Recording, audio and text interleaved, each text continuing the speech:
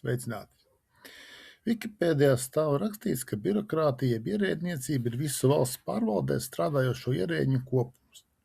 Tā ir arī valsts pārvaldes forma, kurā politikas organizēšanu un pārvaldīšanu veic profesionāli algoti speciālisti jeb ierēdņi. Mani sauc Aigars un man ir grāmata Mazo P ciema stāsti, kur izdota apgāda Antava. To var iegādāties Jāņa Rozes grāmatnīcās un grāmatnīcās Globus, arī apgāda Antava mājaslapā. Honorē de Balzaks esot teicis par birokrātiju: gigantisks mehānisms, ko vada pigmeji. Tie, kuri skolā nemācījās ģeogrāfiju, pigmeji ir maza auguma tauta, kas tradicionāli dzīvo Āfrikas džungļos, bet arī citos kontinentos tāds maza auguma ciltis, aborigēnu ciltis, esot sastopamas. Šodien runāšu uzreiz par diviem nelieliem stāstiem, kuriem ir kaut kāda saistība ar birokrātiju. Par birokrātiju patiesībā nav ko daudz teikt, jo visi, kas kaut ko mēģina darīt, ir ar to saskārušies. Un pret birokrātiju valdības un iedzīvotāji nesekmīgi cīnās jau gadu tūkstošiem. Pirms katrām vēlēšanām vienmēr kāds partijas sola mazināt birokrātisko slogu. Mēdījos gan parādās informācija, ka tagad veidojas ne tikai politiķi, bet arī ierēģņu paaudzes, kuru lojalitāte šai valstī reizēm ir apšaubāma. Reizēm valsts birokrātija rodas tieši dēļ iedzīvotāju attieksmes pret to, kas notiek apkārt. Cik labi mēs ievērojam likumus vai mēģinām tos apiet savā labā. Pirmais stāsts saucas Kā ciemā ar projektiem sanāca. Par ideju šim stāstam bija kāds novērojums kādā mūsu valsts vietā, kur kāds cilvēks garām braucot kādai bijušai ražošanas ēkai pastāstīja, kā uzņēmīgi cilvēki reiz realizēja šeit kādu projektu, proti pārveidot šo padomu laika ražošanas ēku par vietējā mēroga atpūtas kompleksu. Pārveidoja, bet ar to viss arī beidzās. Nauda apgūta, bet citu cilvēku cerības uz atpūtu izplēnēja.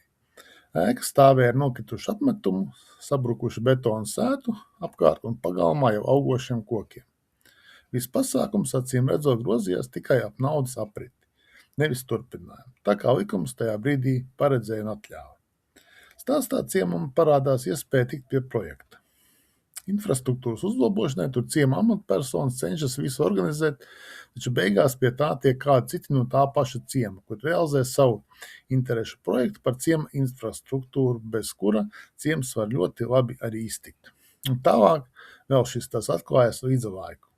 Nevienmēr valsts ierēģi un amatpersonas ir pie vainas tajā, ka mēs nerealizējam savas idejas.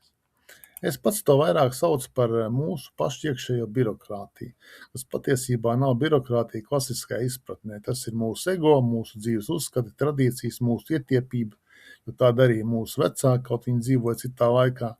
Mūsu vēlme ātri nopelnīt naudu vai citus labumus, izmantojot arī robus likumos, nedomājot par to, kas būs tālāk un kāds atsauksies uz citiem. Tī tā sauktie blati, draugi, gali attiecīgās vietās arī visā tā sauktie perekupi un tā tālāk.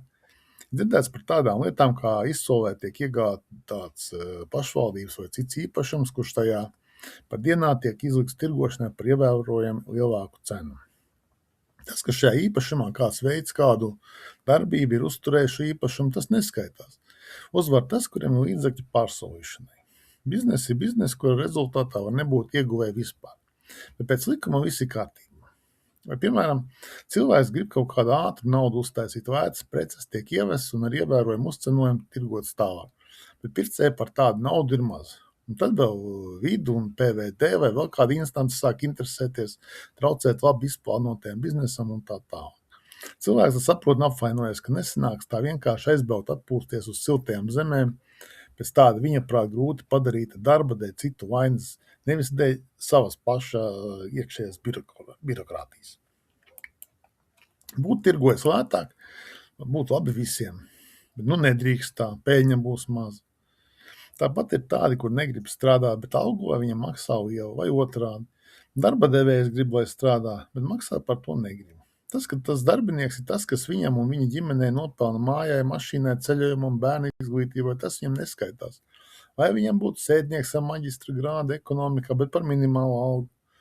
Vai būtu speciālists vai kvalificēts darbinieks, kurš visu perfekti zina un prot jau pirmajā dienā.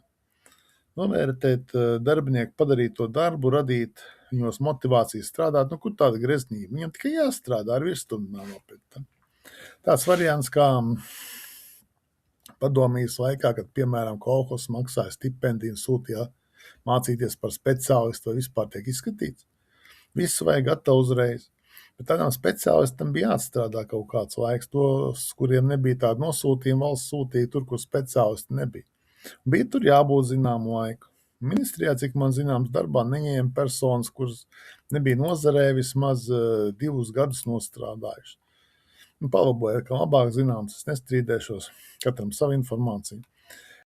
Šodien, kā zināms, uzņēmumi mēdz arī pārpirkt speciālistus vai arī iznomāt. Otrs stāsts par ierēdni arī ir saistīts ar reālu notikumu, tādu, ar kur daudz uzņēmēji reāli saskārušies. Stāstā ir patiesa situācija atspoguļota. Protams, arī izpušķojumi tekstā, kur kāds ierēdnis no skolas sola nevis pāris gadus nozarē pacīnījies, atrod, kam piekasīties. Par to uzņēmējiem rodas problēmas, ievērojami zaudējumi, arī kolektīvā nesaskaņas, bet ierēdnis par to iespējams, ka saņems prēmiju.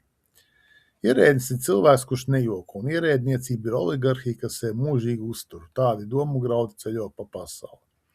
Bet ne tikai ierēģi nāk no skolas sola. Kāds man reiz izstāstīja šādu notikumu. Viņam darbā iesūtīts praktikants no mācību iestādes. Viņam tur komunikācijas jāierīko un praktikantu liek pie darba. Bet viņš pilnīgi nopietni. Es neskrūvēšu. Es vispār netaisos savu dzīvi ar tādām lietām saistīt. Es būšu priekšnieks. Viss. Jā, mēs varam priecāties par motivētu jaunieti, viņam ir mērķis. Bet vai viņam ir izpratne par procesu, ko viņš grib vadīt, vai viņam tiks uzticēts vadīt? Var jābūt, ka viņam būs aizmuguri, kas viņa vietā visu organizēt. Šur tur mēs to redzam gan uzņēmumos, gan valsts iestādēm saistītās vietās. Raksta medijos, ka mums esot 29,000 jauniešu bez darba vai nemācās. Jautājums, cik no viņiem vēlas strādāt vai mācīties? Cik daudziem no viņiem ir izpratne par to, ko nozīmē strādāt un kādus darbus viņi grib darīt. Droši vien visi 29,000 nevēlēsies būt par priekšniekiem, bet varbūt es kļūdos. Apmēram ap 2000, tātad milēniumā, mana studiju gados, mums bija studiju priekšmets saistīts ar vadību. Kādā reizē pasniedzēja, kura, ja pareizi atceros, pati bija uzņēmēja, dalījās savu pieredzi. Nesen viņai kāds students bija uzdevis jautājumu. Kā jūsu likuma ietvaros mani motivēsies strādāt? Motivēt mani strādāt? Viņa šo jautājumu nespēja atbildēt. Un tāds jautājums paliek atklāts. Kāpēc bērnam strādāt, ja viņi uztur vecāki? Jo bērnam negribas strādāt. Vai pabalstus var dabūt? Viņš neko vairāk par čatu un izklaidēm virtuālajā vidē nejēdz. Tāpat ar mācībām skolā motivējiet bērnu mācīties, nevis maksājiet par labām atzīmēm. Pēc tam viņš dzīvē pie jums arī brauks tikai tad, ja jūs viņam par to maksāsiet. Jūsu bērns pirmkārt jau jūsu pašu nākotnē. Vēl viens stāsts no dzīves. Viens uzņēmējs grib darbā jauns cilvēks, jo darbs saistīts ar tehnoloģiem. Podziņas jāspaida, rokām arī kaut kas jāpadara. Atnāk jaunietis. Uzņēmējs velta viņam kādu pusi dienas, tur visu stāsta, rāda. Beigās uz jautājumu par to, vai pieņem darba piedāvājumu. Jaunietis atbild, es nezinu. Man jāpaprasa mammai, vai es varu tādu darbu strādāt. Puisim šķiet, ka bija 21 gads jau, ģimene, bērns. Varbūt ģimene un bērns mammai pa prieku, varbūt pārāk vēl pārīts uzzināja, ka ir arī kontracepcija šīs pasaules, bet cik laimīgi tā bērna māte būs savu laiku, tas jau jautājums, ja puisis visos jautājumos konsultēsies ar mammu. Ja tādi neizlēmīgi cilvēki nāk uz darba internetu, tad nav jābrīdās, ka uz jauniešu CV neviens pat neatbild. Jāsaprot mums pašiem, ka gaļa šašu gribēs ēst visi, kuri nav veģetārieši, bet kādam tas lopiņš jāizaudzē, jānožmiec, jāapstrādā, jāpagatavo. Tāpat salāti, kartupeļu pupas ar kādam būs jāizaudzē. Ja to nedarīsim mēs paši, tad lūdzu indieši, arābi, afrikāņi. Daba tukšumu nemīl. Kā teica sieva vīram, ka tas vairāks vakars pēc kārs nevarēja izpildīt savu vīru pienākumu. Jā, ja nevarēsi, tu nāks tādi, kas varēs, bet tev tas diez vai patiks.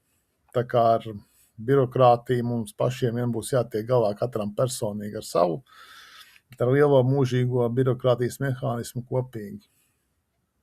Tāds pastāsts par valsts un mūsu iekšējo birokrātiju šoreiz. Nākamajā reizē par tiem, kuri protestē pret visu, atrodoties savā komforta zonā. Atgādinu, ka grāmatu Mazo P. ciema stāsti var iegādāties Jāņa Rozes grāmatnīcā, grāmatnīcās Globus un Apgāde Antava mājaslapā. Šodien paldies par uzmanību un uz tikšanos!